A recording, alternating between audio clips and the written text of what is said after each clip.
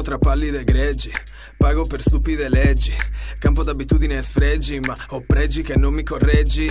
Sono onorato se non mi corteggi, perché tu non suoni, non scrivi e non leggi. Essere trendy ha già i suoi privilegi, che tutti ti applaudono anche se scorreggi.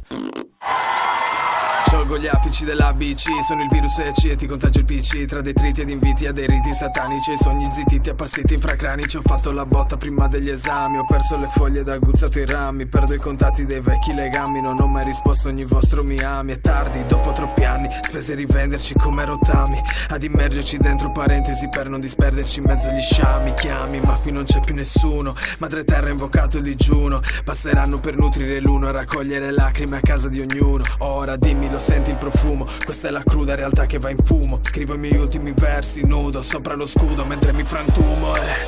Sono una cometa che brucia nell'etere, parlo come un poeta, non posso più smettere.